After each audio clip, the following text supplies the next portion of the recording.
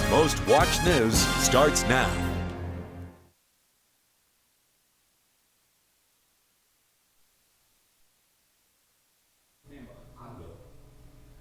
All right, let's take a look at the Skywatch storm tracker. It's thunderstorm activity now rolling in from the south. Turn on the lightning tracker. It's going to be actually down right along the Oklahoma-Arkansas state line. Now, we're getting some rain coming in here throughout southwest Missouri. It's coming down. Yeah, man.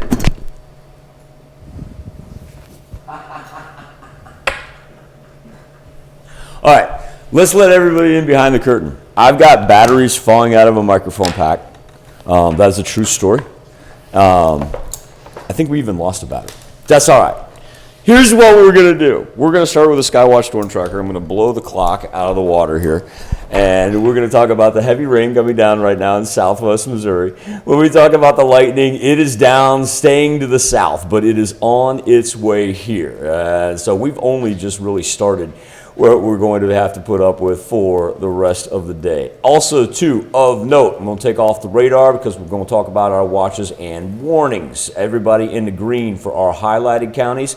That is a flood watch that lasts until 10 a.m. More importantly, now down in Delaware County, we have a tornado watch lasting until 10 a.m. This is just expanded here in the last couple minutes up to the north into our highlighted counties. And that also includes Benton County and northwest Arkansas. So that is what we will be tracking throughout the course of the morning as these storms continue to intensify, work their way up out of central Texas through Oklahoma, and then head toward us in a southwest to northwest track. Now, as far as our weather trend goes for today, it is going to be a wet one. We're talking about 2 to 4 inches of rain by the time it's said and done, because this thing is going to last pretty much all day long. Tracking right along I-44, making its way from the Sooner State up to the 4 states. Even if you live on the northern portion of the 4 states, you are going to get pockets of heavy rain. And then finally, we're going to have a chance to kind of clear off by the time we get into, say, Thursday, late morning, early afternoon. But that's as soon as it's going to clear off. So, Tanya, like I said, the tornado watches obviously is what we're eyeballing this morning, but also too flash flooding. Yeah, that's going to be a substantial problem. Yeah. See, and here we go. See this right here.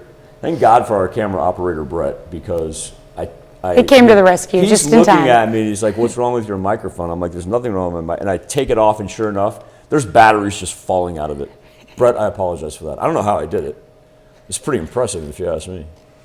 Got him back in there. There you are, folks. That's there you go. Live television, and that's why it's fun. That's why we do it. All right. Well, authorities in Oklahoma dug up a root cellar at a home in Pitcher, Oklahoma yesterday as they searched for the remains of Ashley Freeman and Laura Bible, who have been missing for more than 20 years. Investigators believe the girls were kidnapped and murdered, but their bodies have never been found. The home used to belong to David Pennington, one of 3 suspects in the case. Pennington has since died. Pennington allegedly threatened to beat his ex-wife and stepdaughter if they looked in the cellar, which led authorities to want to investigate it. And nobody, no other neighbor would think anything about it because somebody lived here. And so you could have drove down the back roads and come right up here, pulled in, put bodies in there, and nobody think the difference. So far, authorities have not found anything at the site. Ronnie Busick, the sole living suspect in the case, is serving 10 years in prison. In July, he pled guilty to accessory to murder in the girl's disappearance. Busick's sentence could have been reduced to 5 years in prison and 5 years probation if the remains of the 2 Welch girls had been found. A man from Coffeeville, Kansas, charged with a shooting outside Zan Nightclub in downtown Springfield, Missouri, is claiming self-defense. Jawan Thompson told an investigator he and 2 friends were spending a night out on the town. He says they didn't have any problems when they went into the club Saturday night. Thompson told the investigator he got a gun from his car after leaving the club because he says he felt safer. Outside Zan's, Thompson says a man hit him in the face with what he believed was a gun, and at least 2 others tackled him. Thompson fired a couple of shots. A bullet hit one man in the side. Thompson is charged with first-degree assault and armed criminal action. Across the country, millions of Americans are missing appointments for their second vaccine dose. According to the CDC, more than 5 million people, about 8%, had missed their second Pfizer or Moderna doses as of early April. The CDC says the second shot is critical in helping protect people from the virus. Some local health providers are feeling frustrated as they have to waste COVID-19 vaccines, in some cases due to people missing second shots. Prater's Pharmacy says they're also experiencing no-call, no-shows for first doses. So if you have an appointment with any provider for your vaccine, I would just ask that you keep that appointment even if something comes available sooner. We're not trying to be rigid about that. It's just there's a lot of planning involved, and if you do cancel that appointment, we do need to fill that spot or the vaccine will go wasted. Prater says once a vaccine vial is opened, it cannot be transferred to another facility or put back into cold storage. Kansas Governor Laura Kelly vetoes a ban on the use of state dollars to enforce mask mandates and 17 other budget provisions. Governor Kelly said in a statement she supports the majority of the budget, but that some pieces were unnecessary and had been resolved in other bills or should have been vetted better. Other provisions that were vetoed include one that would give legislative committees more power over how to allocate federal relief funds. The rejections come after Kelly last week vetoed a ban on transgender school athletes, civics and financial literacy requirements for high schoolers, and gun safety education for students using National Rifle Association materials. Governor Kelly signed an executive order that gives licensing agencies the flexibility to start reimposing license renewal deadlines and fees. That takes effect May 28th. Last year, Governor Kelly put a temporary hold on those deadlines because of the pandemic, but the governor says now that people are getting vaccinated, state agencies should be able to safely reimpose those deadlines.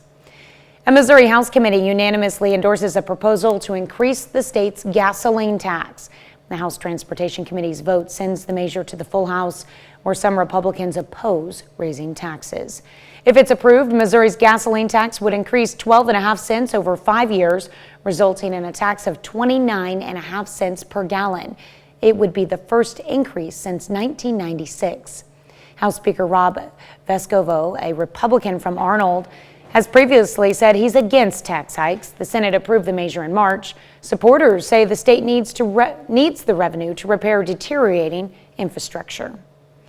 The city of Weir, Kansas is looking at the first impression it's giving visitors.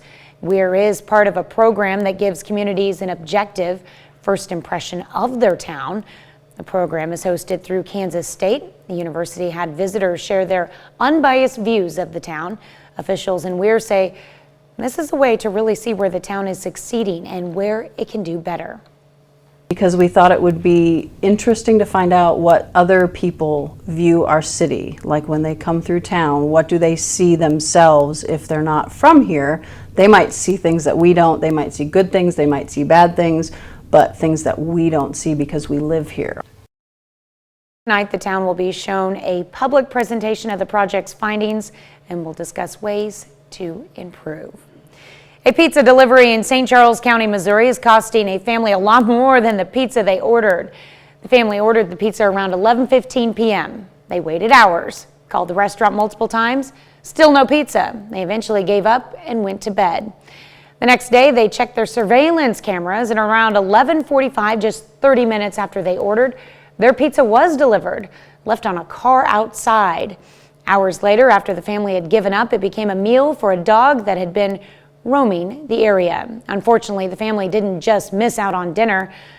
The dog scratched up the car, leaving damage that totaled around $200. Man, it's 5:07. Why was the pizza left on the car? That we do not know yet. Okay, let's talk about some good stuff then. We've got heavy rain coming down right here in southwest Missouri, and it's picking up in severity. Let's run through watches and warnings. Purple indicating tornado watches until 10 a.m. this morning. Those stretch throughout northeast Oklahoma and northwest Arkansas, all the way across the Red River into Texas. You can tell it's just going to pick up as we progress Through our Wednesday flash flood watches in green all the way to the other side of the Mississippi River. Back to the radar where we've got a recent storm report coming in out of Joplin. Wind gusts of 47 miles per hour picked up at the station in Jasper County, right there in Airport Drive at Joplin Regional Airport. Temperatures today going to be in the 70s. Big thing is going to be the expansion of these tornado watches as they move in from the south. And also, too, we are going to end up with some places that are flooded as we end up with 2 to 4 inches of rain. That's a look at this morning's top stories and weather in our first 7 minutes. Coming up on the KOAM Morning News, taking off your mask. Coronavirus vaccine hesitancy could halt the progress we've made so far. I'm Laura Podesta.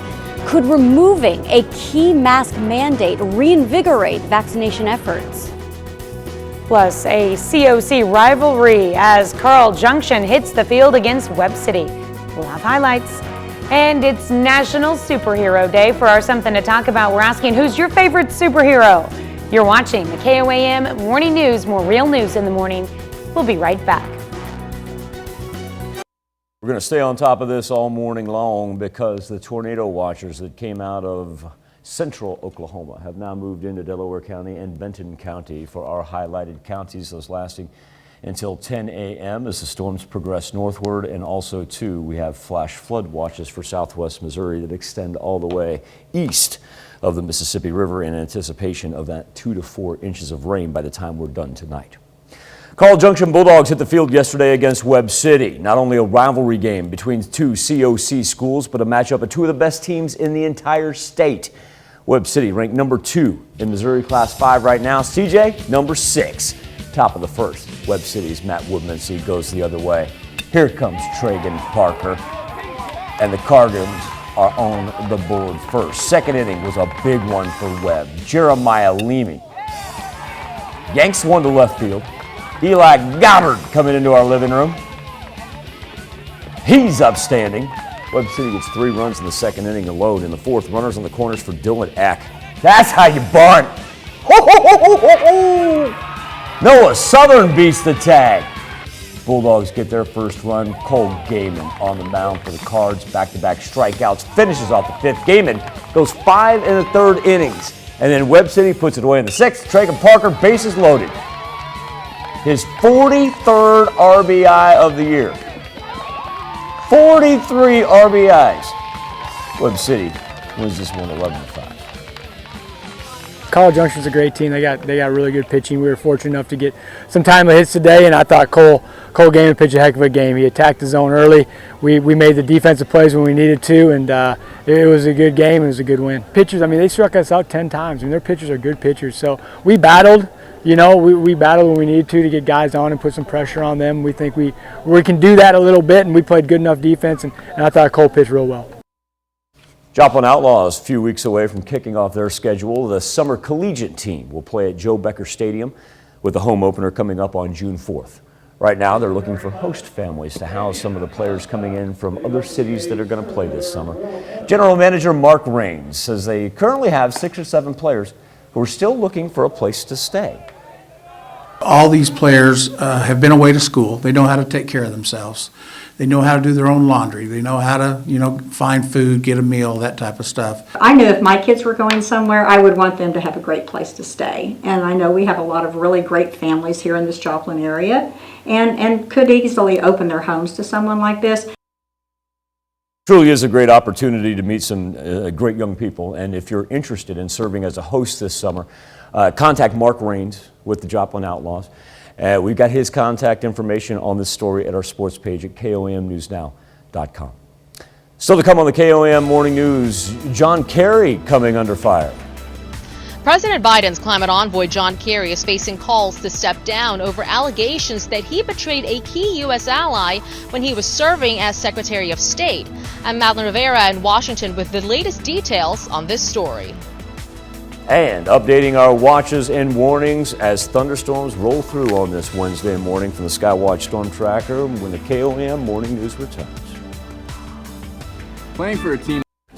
We're going to be all consumed with thunderstorms throughout the duration of our Wednesday. Heavy rain coming down right now in southwest Missouri, picked up there by the sweeping radar, and then we've got additional rain coming in from the south. So we've got tornado watches for Delaware County and Benton County in northeast Oklahoma and northwest Arkansas, respectively, lasting until 10 a.m. The big thing that we're keeping our eyes on is these tornado watches earlier this morning were cut off before our highlighted counties that are now progressing up to the north, and that's why we're going to keep a constant track on it. Then in green, that is a flash flood watch, as we're going to pick up a whole lot of rain, and we're going to do it fast, anywhere from 2 to 4 inches here by the time we get done with Wednesday into Thursday. The majority of the lightning staying down in Oklahoma, right there, just had a strike on the state line. Did pick up a storm report coming out of Joplin Regional Airport, winds of close to 50 miles per hour. Had a gust measured at 47 miles per hour. So like I said, we're a long way from being over. It almost feels like we haven't even started yet, to be honest with you. That's what we're going to be tracking our way, because this thing stretches all the way down almost into central Texas right there, and it's going to make that straight train from the southwest up to the northeast, right through us. And so just stick with us all morning long, and of course make sure that as those watches expand, which I know they're going to, it will keep on it for you right here. High today around 71. Temperatures aren't going to be too bad. It's just the amount of rain that we're going to pick up and the wind that's already developing down to the south. Time now to turn our attention to the KOM News Now Facebook page. On cue. There it is. I knew it was going to pop up. It's National Superhero Day. I can't make that up. It actually exists. Batman, Captain America, Wonder Woman, you name them. And you got to think about this. They do serve as role models for children. They serve and protect. And even the non-fictional superheroes who we should probably pay more attention to, police officers, firefighters, teachers, everybody in the healthcare industry was helping us get through the pandemic and whatnot, still is helping us. So our question is simple as this. Who's your favorite superhero? Let us know on the Facebook page. We're going to get to some of your comments here as something to talk about. It wraps up. And we'll come back with Health Watch next. Topping Health Watch this morning, there are renewed concerns about the COVID vaccination rate plateauing and people skipping their second shot. As CBS News' Laura Podesta explains, this comes as the CDC officially allows some people to take their mask off in certain circumstances. Can I take my mask off?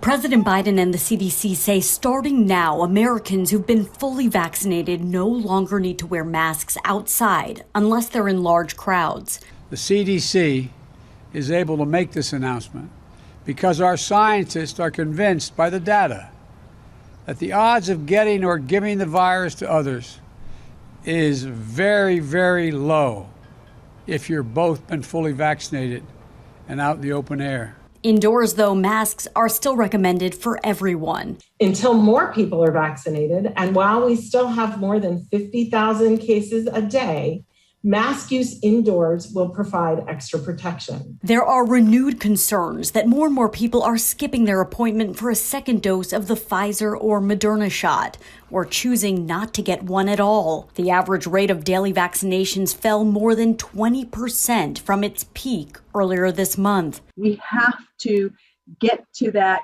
75-80% of us fully vaccinated and really get this thing under control. Overseas, India continues to break global records for new COVID cases. Now the U.S. is sending vaccine and therapy resources to assist with the outbreak. When we were in a bind at the very beginning, India helped us. India's seen more than 300,000 new infections every day for almost a full week. Its death toll just crossed 200,000. Laura Podesta, CBS News. In some potentially positive move, a possible game changer, Pfizer says it could have an experimental pill to treat COVID symptoms at home, ready by the end of the year. Well, teens who are bullied are more likely to fantasize about committing acts of violence. That's the finding in a new UK study that looked at 23 forms of aggression, including taunts and physical attacks. Researchers found that each type of mistreatment increased the probability of violent thoughts up to 8%. That's a look at some of today's top health stories. You're watching the KOAM Morning News. We've got tornado watches in effect for Delaware in northeast Oklahoma and Benton County in northwest Arkansas. The green indicates flash flood watches as the rain is just going to continue to come down throughout the course of the day. We've got wind gusts of 50 miles per hour in Joplin right now, and as you can tell, as everything moves from southwest up to northeast, it's going to be an elongated affair. It's going to last all day long, and of course, we'll keep you updated as these watches and warnings, they move from south to north on the Skywatch weather app.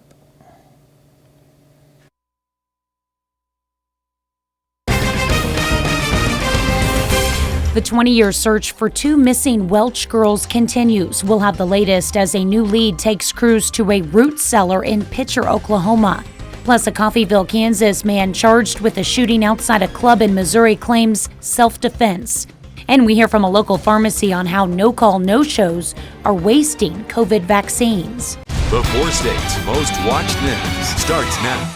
Good morning and welcome to the KOAM Morning News. It's 5:30. I'm Tanya Bach. A little bit of a gloomy day ahead of ourselves with a lot of thunderstorms and even some tornado watches. Let's go straight to Michael with a check on your forecast. Yep, here's what we got on the Skywatch storm tracker. Heavy rain coming down right now in southwest Missouri. We'll transition to the sweeping radar right in there between Joplin and Carthage, ranging up to Lamar. So it's I-49 and I-44 that are kind of being dominated for the time being now in purple. For Delaware County, Oklahoma, and Benton County, northwest Arkansas, tornado watches lasting all the way until 10 a.m. The green, that is going to indicate a flash flood watch lasting until Thursday. That gives you an idea how this rain is going to stick around all day on Wednesday. We got lightning down to the southwest. It has yet to make its way to us, but it is working toward us. And then a storm report coming out of Joplin Regional Airport. Wind gusts 47 miles per hour. As far as our weather trend goes for today, rain is sticking around. Temperature is going to make it up in the 70s, but big thing to watch out for is the flooding, and of course keeping an eye on the tornado watches as they progress. Of course, we'll just break in and let you know exactly where they're going, but this rain is going to be here all the way until tomorrow. Not much of a cool down after that. Let's get through this tomorrow mid-morning, and then a little chance to relax after that, headed into the weekend. All right, authorities in Oklahoma dug up a root cellar at a home in Pitcher yesterday as they searched for the remains of Ashley Freeman and Laura Bible, who have been missing for more than 20 years. Investigators believe the girls were kidnapped and murdered, but their bodies have never been found. The home used to belong to David Pennington, one of 3 suspects in the case. Pennington has since died. Pennington allegedly threatened to beat his ex-wife and stepdaughter if they looked in the cellar, which led authorities to want to investigate it. And no other neighbor would think anything about it because somebody lived here. And so you could have drove down the back roads and come right up here, pulled in, put bodies in there, and nobody think the difference. Far, authorities have not found anything at the site. Ronnie Busick, the sole living suspect in the case, is serving 10 years in prison. In July, he pled guilty to accessory to murder in the girl's disappearance. Busick's sentence could have been reduced to 5 years in prison and 5 years probation if the remains of the 2 Welch girls had been found. A man from Coffeeville, Kansas, charged with a shooting outside Zan Nightclub in downtown Springfield, Missouri, is claiming self-defense. Juwan Thompson told an investigator he and 2 friends were spending a night out on the town. He says they did not have any problems when they went into the club Saturday night. Thompson told the investigator he got a gun from his car after leaving the club because he says he felt safer. Outside Zan's, Thompson says a man hit him in the face with what he believed was a gun. At least 2 others tackled him. Thompson fired a couple of shots. A bullet hit 1 man in the side. Thompson is charged with first-degree assault and armed criminal action. Authorities say a man from Joplin died after his motorcycle crashed over the weekend in Newton County, Arkansas. Orville Nelson was traveling on Highway 7 when his motorcycle skidded off the road, hit a bluff, and flipped. Nelson was 65 years old. Across the country, millions of Americans are missing appointments for their second vaccine dose. According to the CDC, more than 5 million people, about 8%, had missed their second Pfizer or Moderna doses as of early April. CDC says the second shot is critical in helping protect people from the virus. Some local health providers are feeling frustrated as they have to waste COVID-19 vaccines, in some cases due to people missing second shots. Prater's Pharmacy says they're also experiencing no-call, no-shows for first doses. Any provider for your vaccine, I would just ask that you keep that appointment even if something comes available sooner. We're not trying to be rigid about that. It's just there's a lot of planning involved, and if you do cancel that appointment, we do need to fill that spot or the vaccine will go wasted.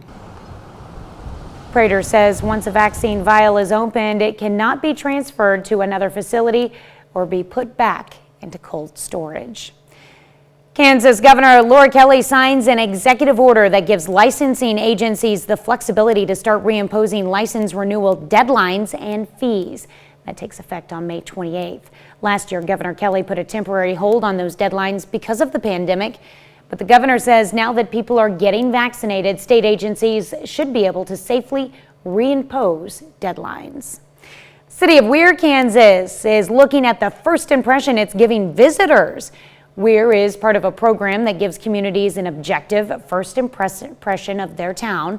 The program is hosted through the Kansas State University had visitors share their unbiased views of the town. Officials in Weir say this is a way to really see where the town is succeeding and where it can do better. We thought it would be interesting to find out what other people view our city, like when they come through town, what do they see themselves if they're not from here? They might see things that we don't, they might see good things, they might see bad things, but things that we don't see because we live here. Tonight, the town will be shown a public presentation of the project's findings and will discuss ways to improve. It's dead week at Pitt State, and if you're a student, you know this means finals week. It's a stressful time during the normal years, even more so during the pandemic. So the Kels College of Business devised a plan to help take away some of that stress. They delivered survival kits to 250 students. Well, we weren't able to give out food, so normally we would cook hot dogs and give out things like that, but we weren't able to do that. And it's a bigger event normally because we'll stand out here all day and every faculty member is involved. So this year it's on a way smaller scale, so that's a lot different. We're hoping to get back to the bigger scale soon.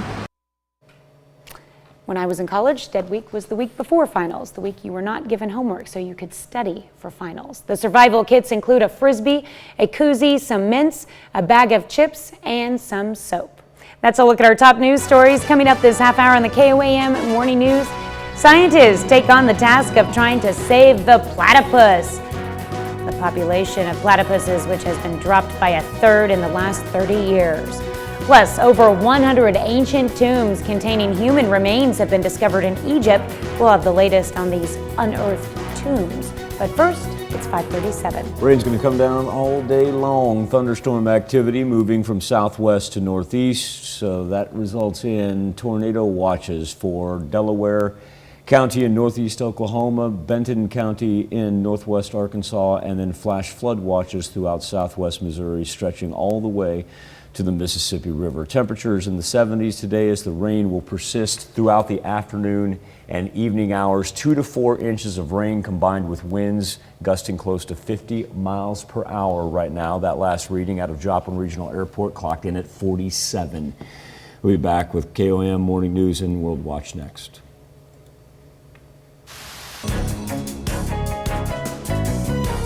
Topping World Watch, former Secretary of State John Kerry is under fire over allegations he shared Israeli intelligence with Iran. Madeline Riviera is in Washington with the latest as Republican blowback grows. The calls for former Secretary of State John Kerry to resign are growing. Kerry, who now serves as Special Envoy for Climate Change, is facing heat for reportedly sharing Israeli military operations with Iran. Several Republicans say at the very least they want an investigation. Well, that would be a major foreign policy catastrophe for the country. if it were revealed to be true. This all coming from leaked audio obtained by the New York Times and a London-based publication. Fox has not confirmed the audio or why it was leaked, but reportedly, Iranian Foreign Minister Javad Zarif says he was astonished when Kerry told him Israel, a key U.S. ally, had attacked Iranian forces in Syria at least 200 times. We don't know the facts, but we do know what Secretary Kerry's behavior has been with Iran and has been with Foreign Minister Zarif. It's been much too cozy. Kerry and Zarif worked together on the Iran nuclear deal in 2015, but Kerry is denying the allegations, saying in a tweet, "I can tell you that this story and these allegations are unequivocally false. This never happened either when I was Secretary of State or since." Again, these are this is purportedly leaked material. Can't speak to the authenticity, can't speak to the accuracy of it. This comes as the Biden administration tries to piece together remnants of the 2015 nuclear deal. U.S. Navy releases footage of a tense encounter with Iranian naval forces in the Persian Gulf. The footage shows a ship commanded by Iran's elite Islamic Revolutionary Guard Corps cutting in front of a U.S. Coast Guard ship, Monomoy. The dangerous encounter caused the U.S. vessel to come to an abrupt stop with its engine smoking. The episode occurred on April 2nd, just as the U.S. and Iran announced they are conducting negotiations to renew the 2015 multilateral nuclear accord. Iran did not immediately acknowledge the incident. There are no reports of injuries or damage. Over 100 ancient tombs have been unearthed in Egypt, with some containing human remains. Egypt's Ministry of Antiquities says 110 burial tombs were found in an ancient site in the Nile Delta province of Dakalia. That's about 90 miles northeast of Cairo. Archaeologists uncovered human remains of adults and children inside the tombs. Ministry says 68 oval-shaped tombs date back to the pre-dynastic period that spanned from 6,000 to 3150 BC. Dozens of rectangular-shaped tombs came from the ancient era known as the Second Intermediate Period. The tombs also contained pottery objects and items used for death rituals.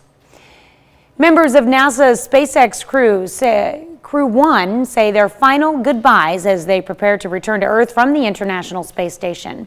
3 Americans and 1 Japanese astronaut handed off control to the new crew as they embark on their journey back to Earth. The group is expected to land off the coast of Florida in the Gulf of Mexico on Saturday. That's a look at some of your biggest headlines from around the world. Let's toss it over to Michael for our Something to Talk About. Yeah, no, we're going to talk about weather. That's what we're going to talk about today. Thunderstorm activity is in full effect right now. Heavy rain in southwest Missouri as we move down to the south.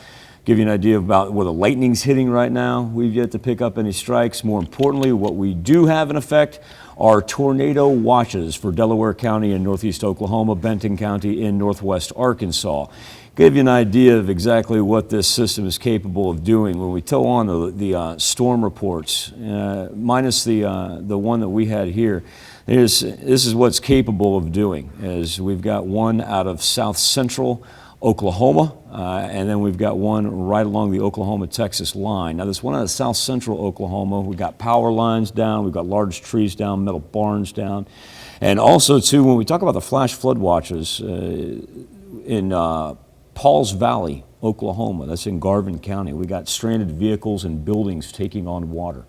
An idea about how much rain this thing's capable of putting down, and it is putting it down. And as you can tell, as it stretches from southwest up to northeast, multiple reports coming out of central Texas there with the tornadoes as well. And so updating the Skywatch weather app as we go, and anything pops up, of course, we'll break in and have it for you right here. We'll be back with more KOM Morning News next. Here's a check of today's top headlines, the news you need to know before you head out the door. CDC says people who've gotten their COVID-19 shots do not have to wear masks all the time while outdoors. The revised guidance applies to the nearly 97 million Americans who are fully vaccinated. Officials hope the announcement will convince more vaccine skeptics to get their shots. Kansas Governor Laura Kelly vetoes a ban on the use of state dollars to enforce mask mandates and 17 other budget provisions. Kelly said in a statement she supports the majority of the budget, but that some pieces were unnecessary and had been resolved in other bills or should have been vetted better. Other provisions that were vetoed included one that would give legislative committees more power over how to allocate federal relief funds. Across the country, millions of Americans are missing appointments for their second vaccine dose. According to the CDC, more than 5 million people, about 8%, had missed their second Pfizer or Moderna doses as of early April. CDC says the second shot is critical in helping protect people from the virus. Some local health providers are feeling frustrated as they have to waste COVID-19 vaccines, in some cases due to people missing their second shots. Authorities in Oklahoma dug up a root cellar at a home in Pitcher yesterday as they searched for the remains of Ashley Freeman and Laura Bible, who have been missing for more than 20 years. Investigators believe the girls were kidnapped and murdered, but their bodies have never been found. The home used to belong to David Pennington, one of 3 suspects in the case. Pennington has since died. Pennington allegedly threatened to beat his ex-wife and stepdaughter if they looked in the cellar, which led authorities to want to investigate it. That's a check of today's top headlines, the news you need to know before you head out the door.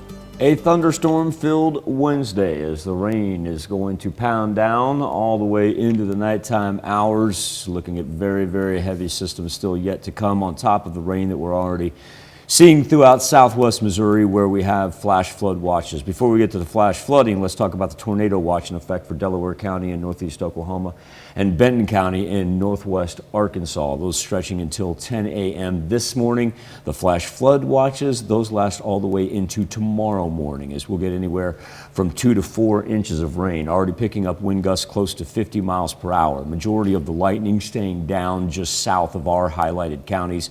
But we're a long way from being over, as it will continue to move through until we get into Thursday morning. So an elongated affair. Plan on those roads being flooded. If you do live up to the north, eventually it's going to train through you as well. Just going to take a little bit. When we get to the 7-day forecast, temperature's not too bad. Just got to wait for the rain to stop on Thursday. And of course, all the latest on the Skywatch weather app. Get your road. One of Australia's iconic wild animals is under threat. The platypus has seen its numbers drop by nearly a third in the last 30 years. CBS's Ian Lee is in London with how scientists plan to save the unusual mammal. These researchers are fishing to save a species. 7 p.m. First platypus. The elusive platypus, famed for its bill and webbed feet, is in danger. But this expedition is off to a good start. So this looks like a platypus we haven't caught before.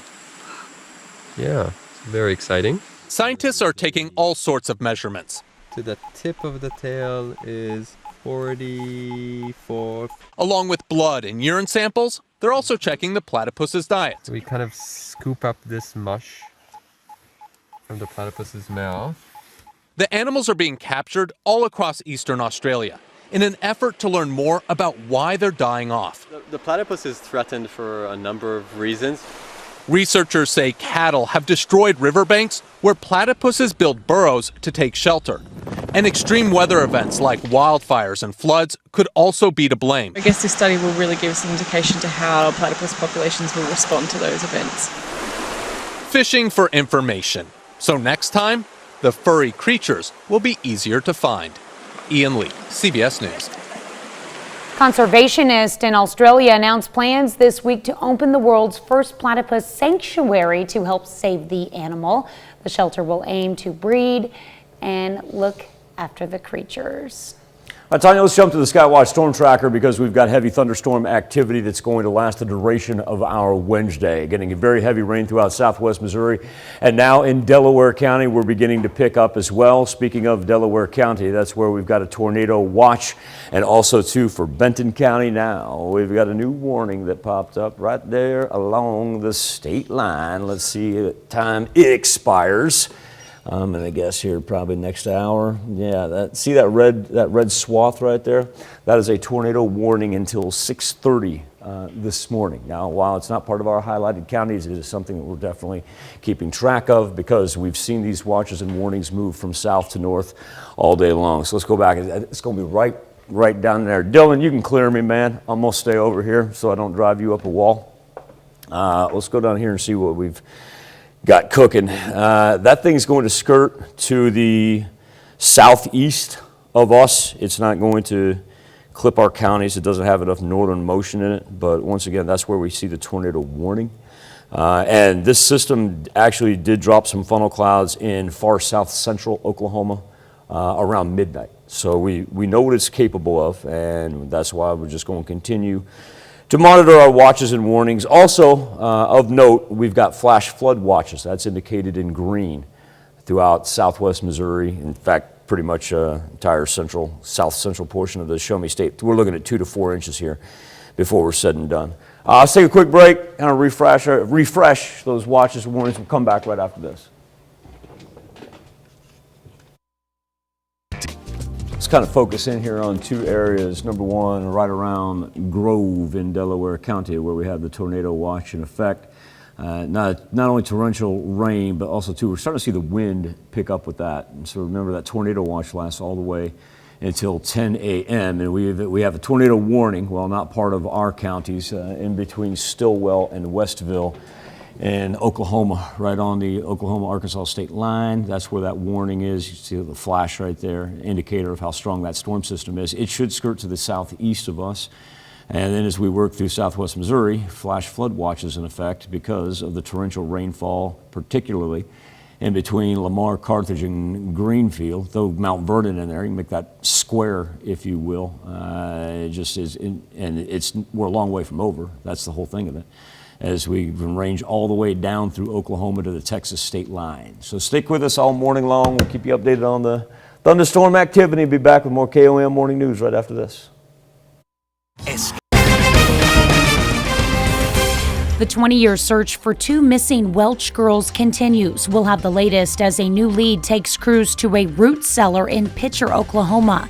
Plus, a Coffeeville, Kansas man charged with a shooting outside a club in Missouri claims self-defense. And we hear from a local pharmacy on how no-call, no-shows are wasting COVID vaccines.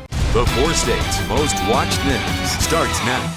Good morning and welcome to the KOAM Morning News. It's 6 a.m. I'm Tanya Bach. We've got a little bit of a gloomy day ahead of us with several of our 4 state counties in a tornado watch this morning.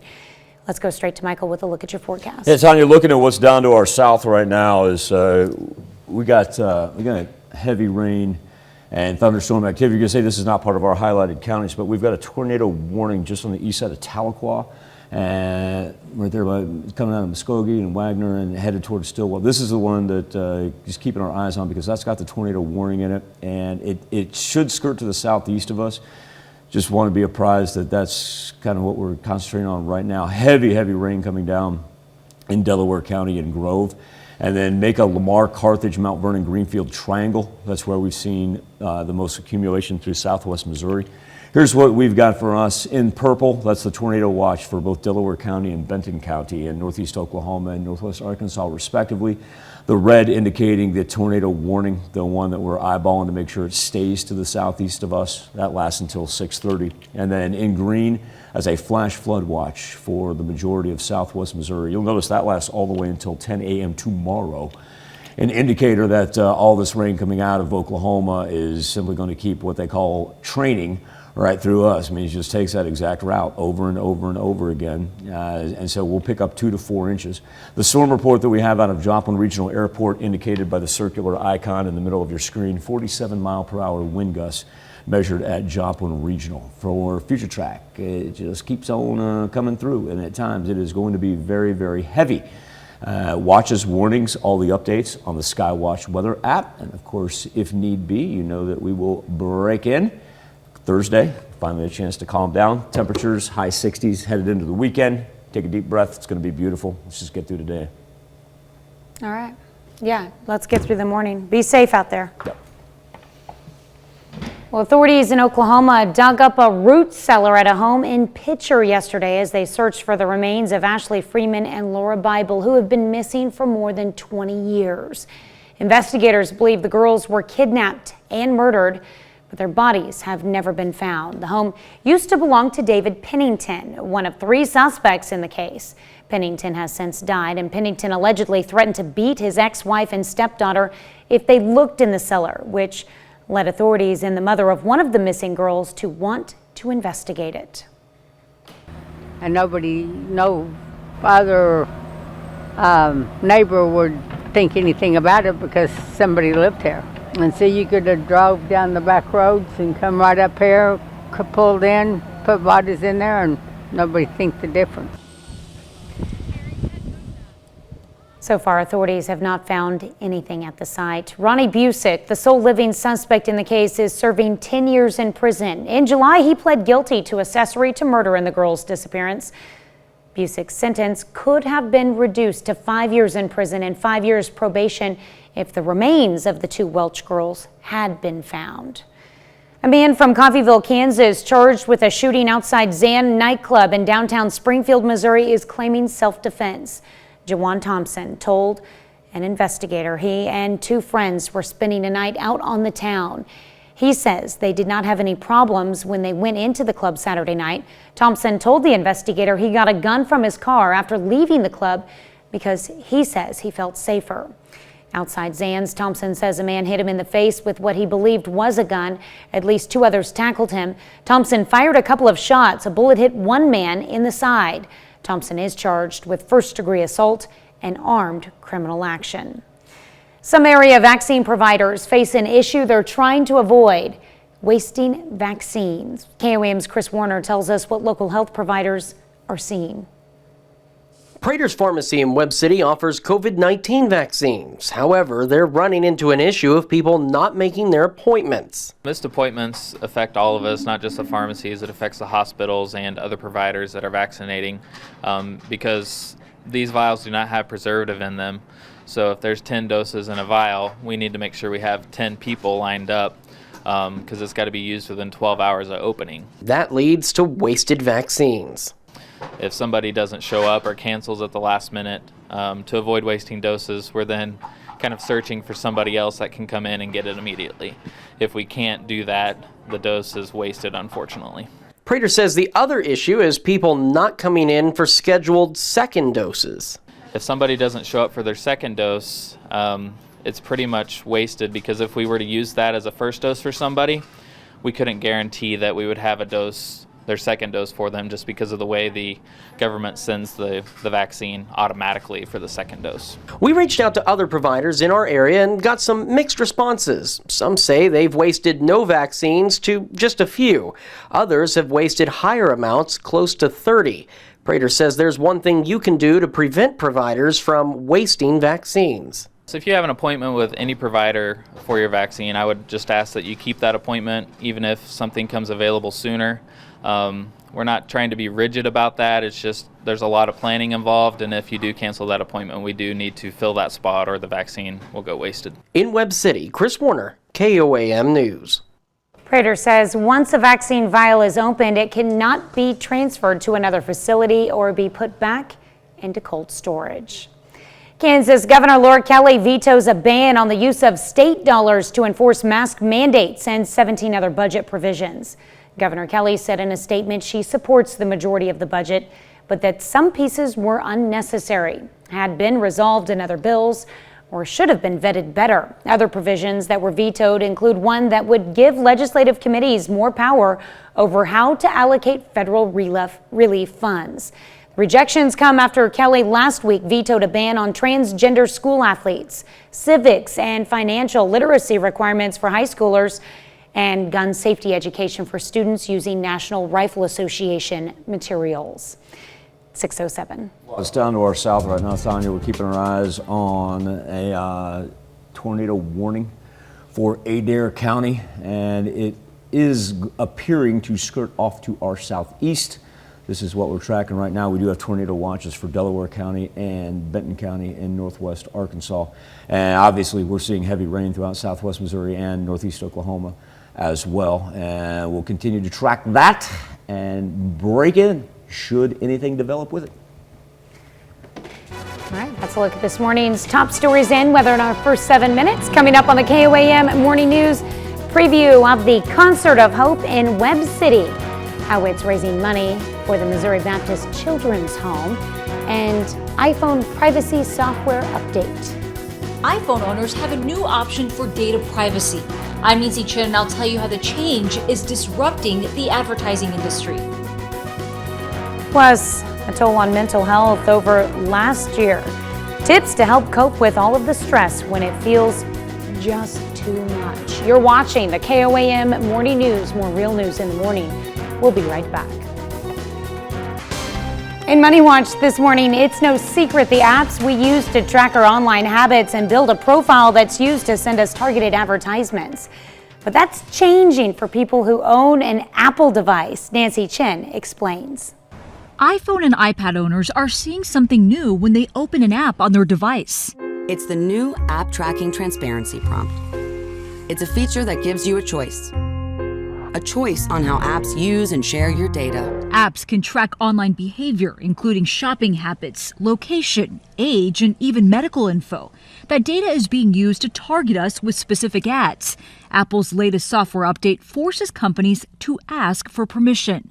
It's expected most users won't grant that permission, which could lead to big changes in online advertising. Some are even calling this the adpocalypse. CBS News tech reporter Dan Patterson says app developers and ad companies stand to lose billions of dollars. Because they'll simply no longer be able to build businesses around selling targeted ads. Facebook is one of the apps fighting against the Apple change. Earlier this year, the social network took out ads, arguing it will limit how small businesses reach customers.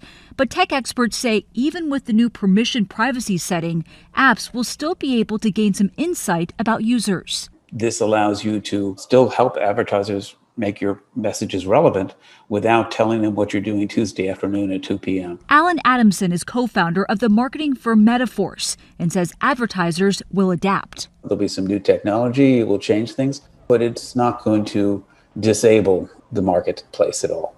Google is reportedly looking into anti-tracking software for Android devices, possibly giving its users the option 1 billion iPhone owners now have. Nancy Chen, CBS News, New York. The deadline for Americans to get the more secure real ID needed to board flights has been delayed. The Department of Homeland Security extended the deadline from October 1st until May 3rd of 2023. DHS blamed the coronavirus pandemic for making it harder for states to issue compliant licenses. Only 43% of Americans have the more secure real ID. Chipotle is giving away 250,000 burritos to healthcare workers as a thank you for their work over the past year. Medical professionals can sign up to receive their freebie on Thursday. The Mexican chain restaurant is also launching an e-gift card program where it will match 10% of online purchases and donate funds to the American Nurses Foundation. Have Crocs become the it shoes of the pandemic? It appears the answer may be yes.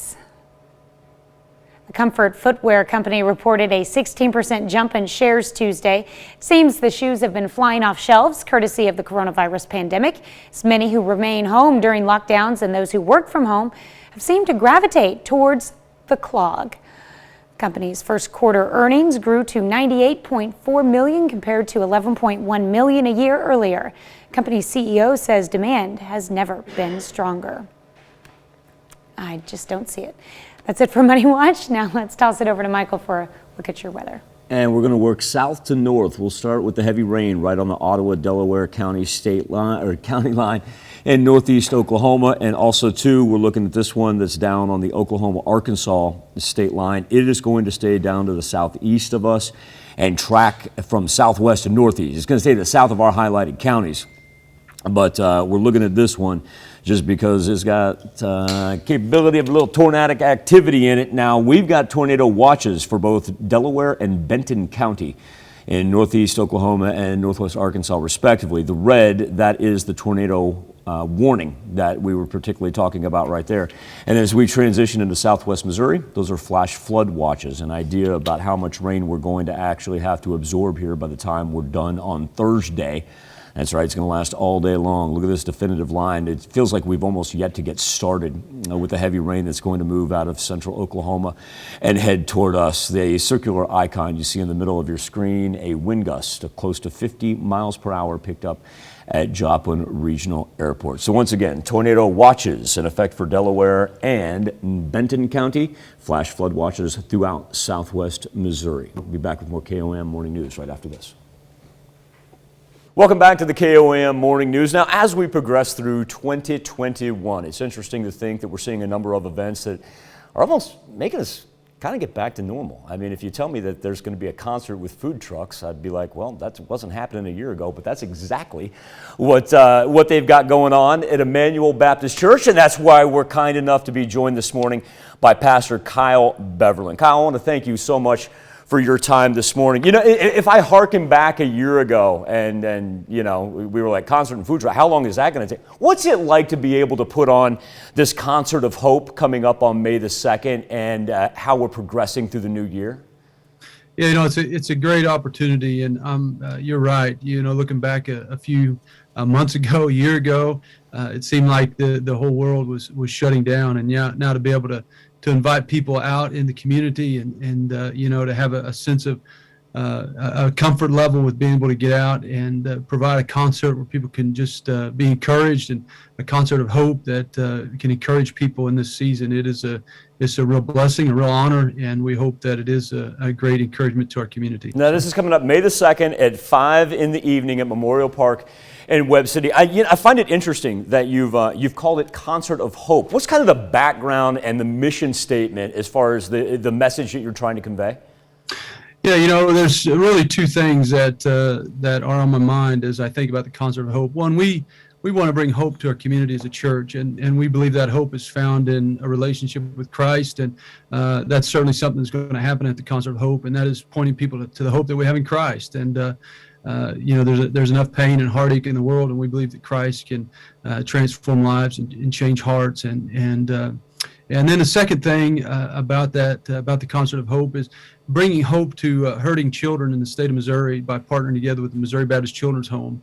And so, you know, people love to rally around a great cause and something to help children. And this is going to be give us an opportunity to help those children. And so really a twofold purpose, and Christ and children. And so that's kind of the heartbeat of it. You know, for people that aren't familiar with the Missouri Baptist Children's Home, what's your elevator speech? How do you explain their mission?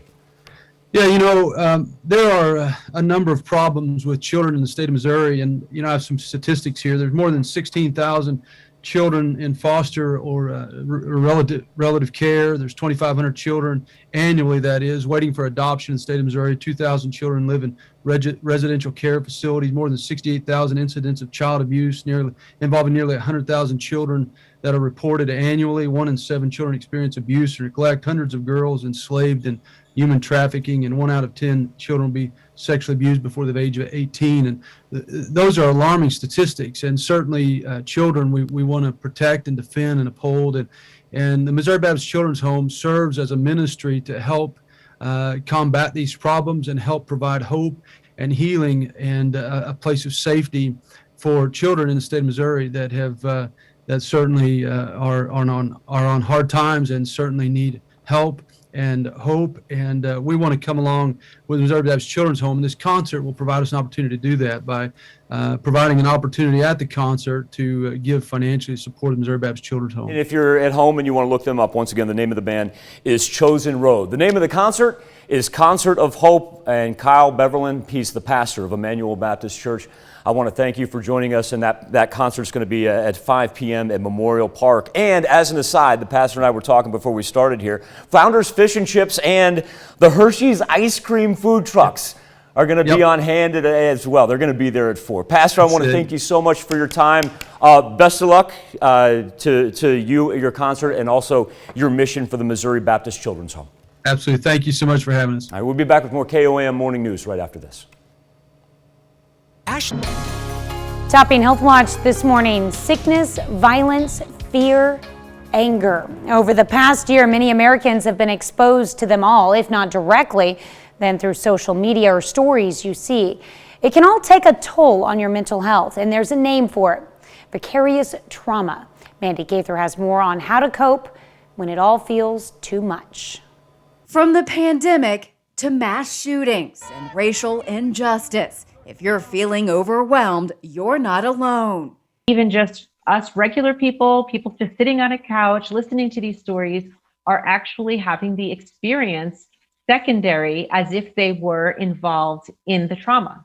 Cheryl Ziegler, a Denver area therapist, says it's called vicarious trauma and can trigger troubled sleep, increased feelings of depression, heightened anxiety, fears, and anger. It really is impacting our mental health, but because it didn't happen firsthand, sometimes people aren't connecting that all of this trauma going on around us is actually impacting us to a really significant level. To cope with all that you're seeing, Ziegler says to identify the source of your feelings and think about your past. When you have a sense of your own trauma history, you know your vulnerabilities to things that go on around you. From there, Ziegler says to find ways to reduce stress, like deep breathing. Try to distance yourself from those feelings by exercising and get support from others. That could be through connecting with others who maybe talk about other things or bring you joy and don't, necessarily bring up these stressors. It could be professional help if you find you're really going through some anxiety or depression. For many, the past year has been filled with a lot of emotions, so vicarious trauma can be long-lasting, each exposure accumulating inside you.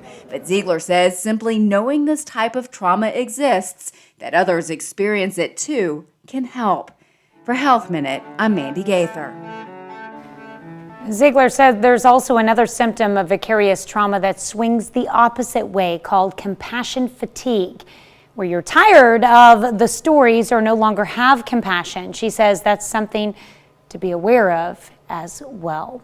That's a look at some of today's top health stories. You're watching the KOAM Morning News. A couple pockets of heavy rain here coming down on the Delaware, Ottawa County line in northeast Oklahoma. We've got another pocket finally pushing just off to the east of southwest Missouri, and we're keeping our eyes on what's to the south. Not part of our highlighted counties, but we still do have that tornado warning right there that has now crossed in to western Arkansas, right on the state line. Now, the purple for us, that indicates tornado watch. The red is the warning right there, and our new expiration time is going to be 7 a.m. We'll go ahead and throw the radar on. This is going to track to the southeast. Going to clip a little bit of Benton County there. Won't clip it. Going to stay out of southwest Missouri, it does appear. And that's what we're going to keep monitoring throughout the course of our show. Stay with us right here. More KOAM Morning News right after this. The 20-year search for two missing Welch girls continues. We'll have the latest as a new lead takes crews to a root cellar in Pitcher, Oklahoma. Plus, a Coffeeville, Kansas man charged with a shooting outside a club in Missouri claims self-defense. And we hear from a local pharmacy on how no-call, no-shows are wasting COVID vaccines. The 4 states' most watched news starts now.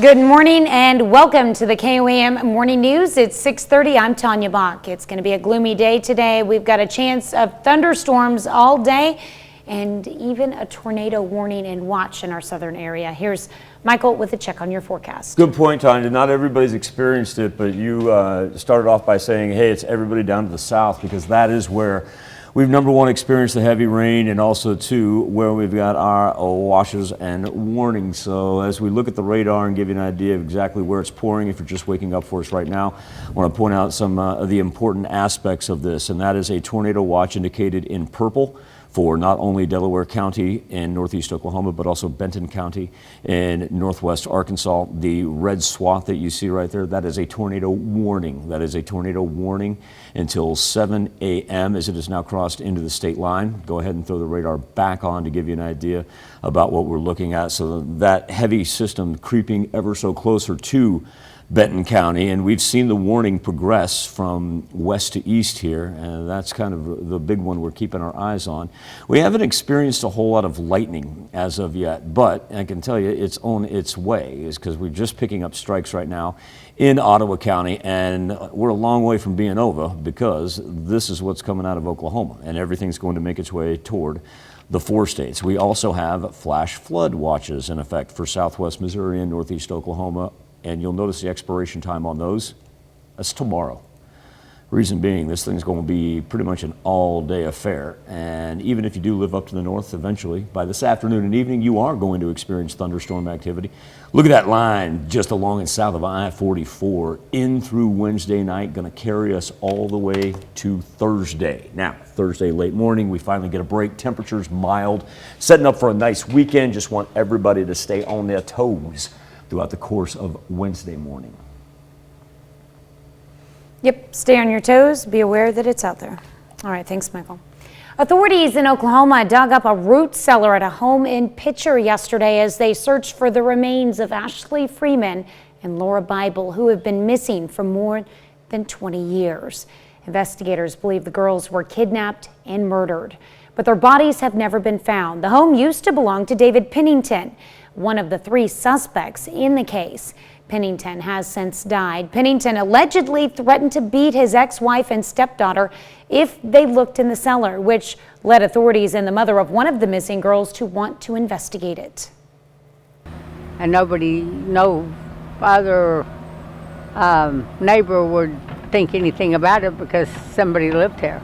And so you could have drove down the back roads and come right up here, pulled in, put bodies in there, and nobody think the difference. So far, authorities have not found anything at the site. Ronnie Busick, the sole living suspect in the case, is serving 10 years in prison. In July, he pled guilty to accessory to murder in the girl's disappearance. Busick's sentence could have been reduced to 5 years in prison and 5 years probation if the remains of the 2 Welch girls had been found. A man from Coffeeville, Kansas, charged with a shooting outside Zan Nightclub in downtown Springfield, Missouri, is claiming self-defense. Jawan Thompson told an investigator he and 2 friends were spending a night out on the town. He says they did not have any problems when they went into the club Saturday night. Thompson told the investigator he got a gun from his car after leaving the club because he says he felt safer. Outside Zan's, Thompson says a man hit him in the face with what he believed was a gun. At least 2 others tackled him. Thompson fired a couple of shots and a bullet hit 1 man in the side. Thompson is charged with first-degree assault and armed criminal action. Across the country, millions of Americans are missing appointments for their second vaccine dose. According to the CDC, more than 5 million people, about 8%, had missed their second Pfizer or Moderna doses as of early April. The CDC says the second shot is critical in helping protect people from the virus. Some local health providers are feeling frustrated as they have to waste COVID-19 vaccines, in some cases due to people missing their second shots. Prater's Pharmacy says they're also experiencing no-call, no-shows for first doses. Any provider for your vaccine, I would just ask that you keep that appointment even if something comes available sooner. We're not trying to be rigid about that. It's just there's a lot of planning involved, and if you do cancel that appointment, we do need to fill that spot or the vaccine will go wasted. Prater says once a vaccine vial is opened, it cannot be transferred to another facility or put back into cold storage. City of Weir, Kansas is getting a peek at how the community looks to visitors. KOAM's Bronte Sorosky has how this project aims to lead to improvements for the town. When things aren't working in a community, it's up to officials to work to change them. But sometimes we get so used to things as they are and can't see issues right in front of us. Kansas State's First Impressions program wants to change this. The program had outsiders from Mound City visit Weir and the other way around to give their unbiased opinion on where the town succeeds and where they can improve. Everybody has bad things in their city. Everybody has good things in their city. We just always can't see it because we're too close to the subject. Nancy Daniels from Kansas State says visitors who come to Weir notice that streets could use some improvement, but also that they were a friendly, tight-knit community. They discovered a wonderful little elementary school and friendly people, and those are things that they can build on. Daniels adds that shoppers believed Weir's proximity to big cities was a problem for the town, but Daniels sees it as an opportunity to be better. When we asked the visitors the biggest obstacle facing this community, their response was that the fact that they are so close to so many other big cities. If you have a choice between living in those larger communities have your jobs, they have your recreation, they have your specialty shops that you don't have. But you have a wonderful school district and a great place to live. So, make it a great place to live, make it fun, and tell people about it. One visitor from Weir, who toured the neighboring town in Mound City, says being a part of this project to help out smaller cities is key to preserving them. Small towns are really getting lost. And so I think with us all trying to help each other and see what we can do, that a small town's a good place to live. In Weir, Bronte Sorotsky, KOAM News. And last night, the town of Weir presented the findings from the First Impressions project and had a townwide discussion to pinpoint their strengths and come up with solutions for problems.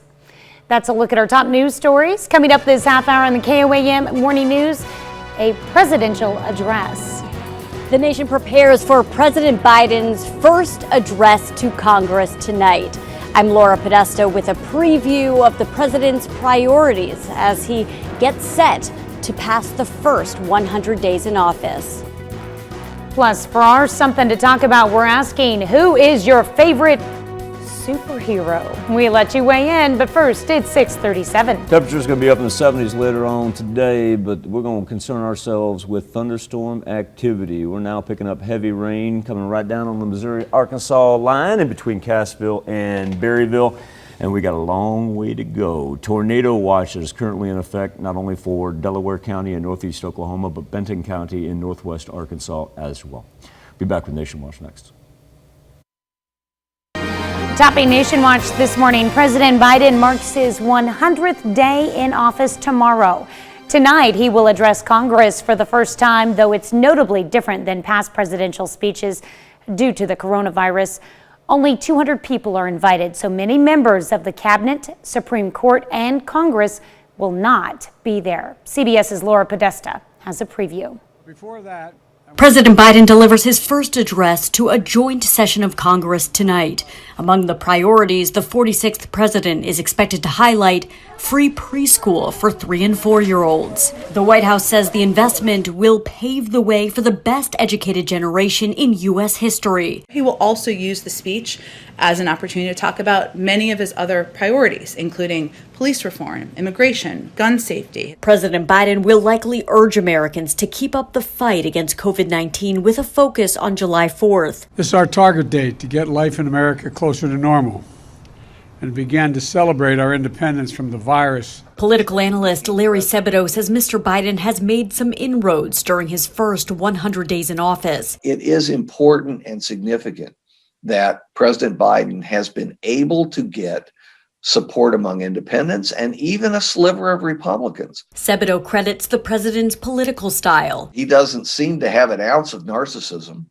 He has no need to be center stage all the time. Republicans like Louisiana Senator John Kennedy are receptive to Mr. Biden. He's a likable man. He's a modest man. But key policy differences are likely to keep the two sides apart on major legislation. He believes that we're one tax increase away from prosperity. South Carolina Senator Tim Scott will deliver the GOP response following President Biden's speech. Laura Podesta, CBS News. For the first time, 2 women will be behind the president when he delivers his speech. Vice President Kamala Harris and House Speaker Nancy Pelosi. The FBI has opened a civil rights investigation into last week's fatal shooting of a black man by sheriff's deputies in North Carolina. The family of Andrew Brown Jr. says an independent autopsy found he was shot 5 times, including once in the back of the head. According to witnesses, Brown was killed as he drove away from deputies trying to serve him with a warrant. That's a look at today's top national stories.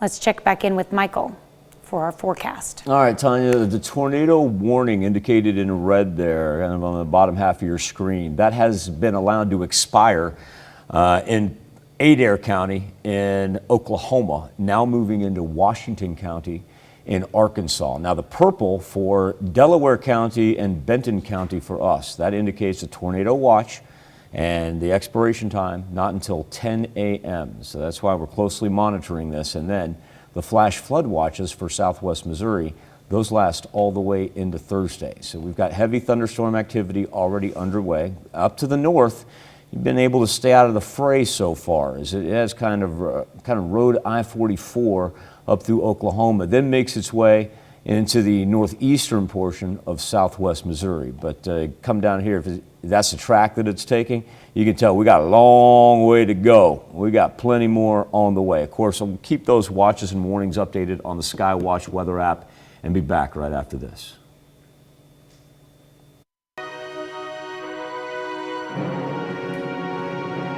We take this time to honor today's four-state hero, Richard Green, who served in the United States Army. He served from 2000 to 2003 in Cuba and Guantanamo Bay. His hometown, Springfield, Missouri. We are proud to salute Richard Green, our four-state hero. And we get our birthday list started with a number one on the board. I love number one, the balloons. You know what I love more? The bow. That is a great picture of Miss Kennedy Wyrick. Happy big one to you, kiddo. She is in Seneca. She's as bright as a rainbow. What a cutie there. And we've got Riley Moore turning 10 years old.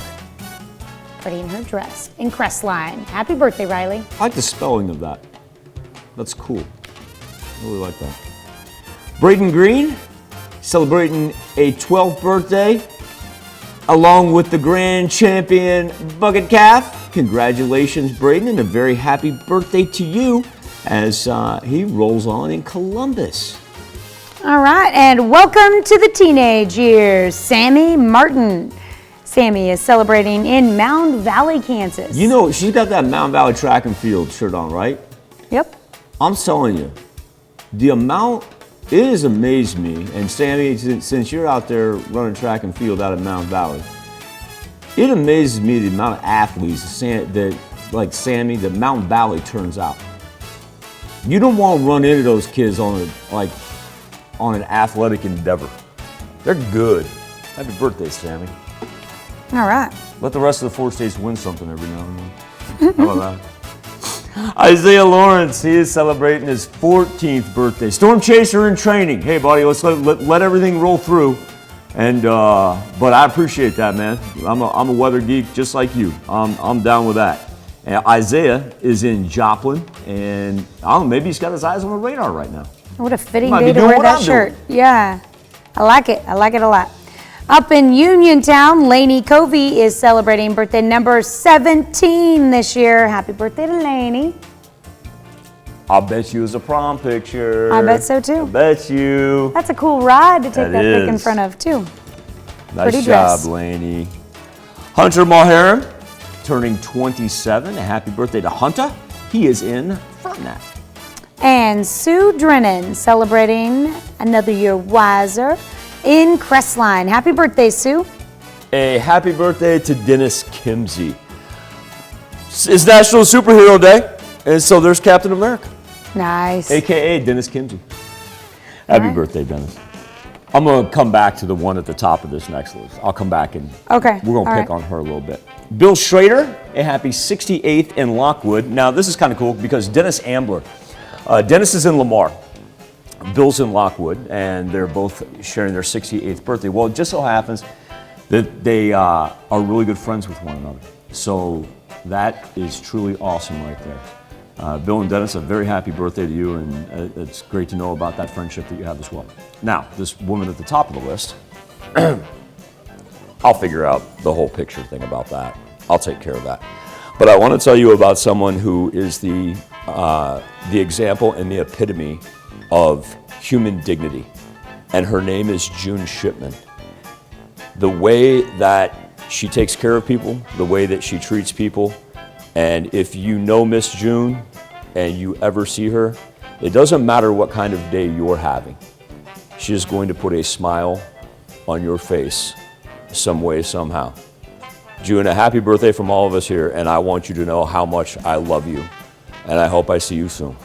Happy birthday, June. Now here's Tanya Bogley, very important birthday announcement. That's right. You could be a part of the KOAM Birthday Club by going to our website and signing up. And once you do, you'll get special deals from local businesses. Go to KOAMnewsnow.com. Sign up for the KOAM Birthday Club today. Hey, we can roll this. I got this. All right, so we're watching the storm system move through northwest Arkansas right now. That's where we do have a tornado watch for Benton County as this thing moves through. And then we're picking up additional rainfall that is really expanding throughout Ottawa County. The bustling metropolis of Locust Grove showing up on the map. We're going to pack some lightning here later in the day. And remember, the flash flood watches last all the way till tomorrow. 2 to 4 inches of rain with temps in the 70s. We'll be back and update these watches and warnings right after this.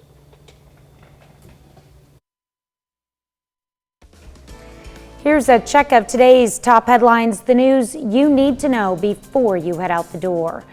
The CDC says people who've gotten their COVID-19 shots do not have to wear masks all the time while outdoors. The revised guidance applies to the nearly 97 million Americans who are fully vaccinated. Officials hope the announcement will convince more vaccine skeptics to get their shots. Kansas Governor Laura Kelly has vetoed a ban on the use of state dollars to enforce mask mandates and 17 other budget provisions. Governor Kelly said in a statement she supports the majority of the budget, but that some pieces were unnecessary, had been resolved in other bills, or should have been vetted better. Other provisions that were vetoed include one that would give legislative committees more power over how to allocate federal relief funds. And authorities in Oklahoma dug up a root cellar at a home in Pitcher yesterday as they searched for the remains of Ashley Freeman and Laura Bible, who have been missing for more than 20 years. Investigators believe the girls were kidnapped and murdered, but their bodies have never been found. The home used to belong to David Pennington, one of 3 suspects in the case. Pennington has since died. Pennington allegedly threatened to beat his ex-wife and stepdaughter if they looked in the cellar, which led authorities to want to investigate it. That's a check of today's top headlines, the news you need to know before you head out the door. Tanya, let's start with some good news, and that is the tornado warning that had moved into Washington County in northwest Arkansas has now been allowed to expire. So currently, as we stand right now, we have no active tornado warnings. That does not mean we're done for the day, folks. This is going to be an elongated affair, and of course, anything that we need to break in for, you can stay right here on KOAM as we transition over to Fox 14 as well, and of course the Skywatch weather app. Now, with that being said, we still have torrential downpours that are arriving from Oklahoma and are going to carry us through the duration of our Wednesday. While we don't have any active tornado warnings in effect, we still do have tornado watches, and for our counties, that will include Delaware in northeast Oklahoma and Benton in northwest Arkansas. Those last until 10 a.m. this morning. Now, the green throughout southwest Missouri and northeast Oklahoma as a flash flood watch, and look at that expiration time. That doesn't expire until tomorrow morning, because what we're going to have throughout the course of the day is simply thunderstorm and inches upon inches of rain. We're talking about 2 to 4 inches here by the time we get into Thursday morning and finally have a chance to calm down. We get through today safely, and we're going to be okay, because after that we clear off Thursday late morning, early afternoon, head into Friday. It's going to be mild and a great looking weekend. 75 and sunny on Saturday. Going to throw it up to 80. Wow. By the time we get to Sunday there. It's going to be nice. We're going to be turning our ACs on again. You know, here's another positive that I was thinking about temperature wise, is we're going to have so much water on the ground for today and tomorrow that at least we can hold off that heat a little bit. That way it's not so humid. You kind of a slow absorption of the precipitation before we get to 80 degrees, and that way it's not prime mosquito weather. No kidding. Yeah, oh man. Yeah. Can you imagine by the time we turn those bowls of water? You know what just dawned on me? No standing water. By the time we turn that, it's going to be May. Yeah. I just now went, oh my gosh, we're at the end of April. All right, well, coming up today at noon, we're making an Italian antipasto grilled cheese. It looks delicious, and it's in the Mr. Food Test Kitchen. Everybody be safe out there today, okay? Do me a favor, be safe. Have a great day. We'll do this all again tomorrow morning. And we're going to do it again at noon.